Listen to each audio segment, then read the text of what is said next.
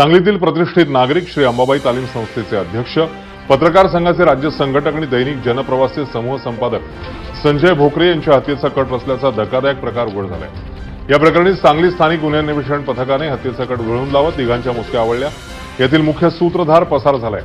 गणेश चंद्रकांत लोखंडे, विराज प्रकाश बुटाले आणि संग्राम संभाजी फडतरे अशी अटक केलेल्यांची नाव आहे। तर मुख्य सूत्रधार सचिन आवळे हा परागंदा झालाय, त्याचा शोध पोलीस घेत आहेत। श्री अंबाबाई तालीम संस्थेच्या जागेच्या वादातून आर्थिक फायदा मिळवण्यासाठी हत्येचा कट रचल्याची माहिती अपर पोलीस अधीक्षक कल्पना बारवकर यांनी दिलेली आहे। काल आपल्याकडे 10:30 वाजता 8 तारखेला सांगली शहर पोलीस स्टेशनला 200/26 हा आपण CR नोंद केलेला आहे। याच्यामध्ये कलम 62 BNS 340 आणि 3.5 त्याचप्रमाणे आर्म ॲक्ट 3.4.25 आणि MB ॲक्ट 192 हे सेक्शन्स आहेत। यामध्ये आपले LCBचे जे लोक होते ते पेट्रोलिंग करत असताना त्यांना गोपनीय बातमीदाराकडनं माहिती मिळाली की एक जो प्रतिष्ठित व्यक्ती आहे त्याच्या खुनाची तयारी काही लोक करत आहेत आणि एक पांढऱ्या रंगाच्या मारुती कारमध्ये हे 3 लोक बसलेले आहेत। आणि त्यानुसार माहिती मिळाल्यानंतर आपल्या LCBची जी टीम आहे त्या LCBच्या टीमने त्या ठिकाणी जाऊन या 3 लोकांना ताब्यात घेतलेलं आहे आणि त्यांच्याकडे विचारपूस करता असं समजलं की सांगली शहरामधले जे प्रतिष्ठित संजय भोकरे आहेत त्यांच्या खुनाची तयारी हे लोक करत होते आणि या लोकांकडनं आपण जवळजवळ 2 देशी बनावटीचे पिस्तूल आणि 4 जिवंत काडतुसं, त्याचप्रमाणे एक मोठा चाकू आणि मारुती कार अशा प्रकारचं मुद्देमाल आपण जप्त केलेला आहे। यामध्ये जे आरोपी आपल्याला मिळाले आहेत ते म्हणजे गणेश लोखंडे, विराज बुटाले, संग्राम संभाजी फडतरे आणि सचिन आवळे।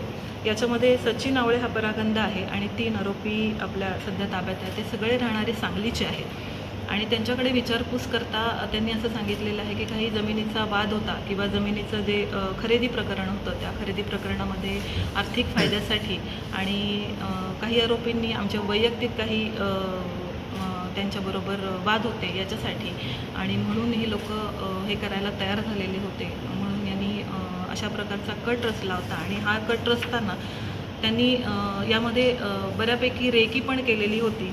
एक साधारणतः हे जे आपले संजय भोकरे जे आहेत हे दैनिक जनप्रवास या त्यांचं ते वर्तमानपत्र आहे आणि या वर्तमानपत्राचं त्यांचं जे ऑफिस आहे या ठिकाणी दर शुक्रवारी संध्याकाळी जात असतात आणि या संध्याकाळच्या जायच्या वेळेला या तिघांनी पण या प्रकरणामध्ये रेकी केलेली होती की आपल्याला साधारणतः ते येताना किंवा जाताना कशा प्रकारे जाता येईल आणि कशा प्रकारे आपल्याला यांना ठार मारण्याची जी योजना आहे ती अंमलात आणण्यात येईल। म्हणून यांनी जी रेकी केलेली होती त्या दृष्टिकोनातून ते तयारीत होते की त्यांचा हा प्लॅन शुक्रवारी आपण जो करणार आहोत तो सक्सेस व्हावा।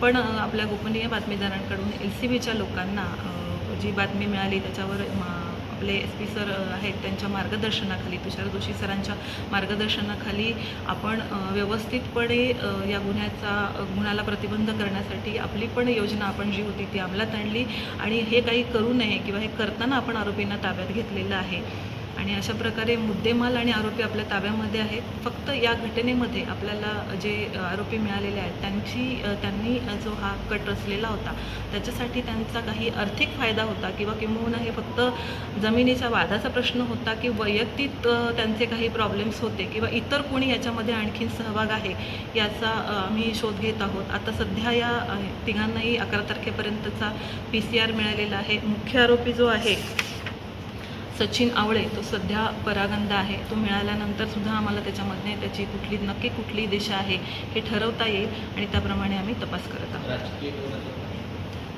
सध्या तरी आत्ता तपासामध्ये इथे कुठलीही राजकीय पार्श्वभूमी काही दिसत नाही आहे।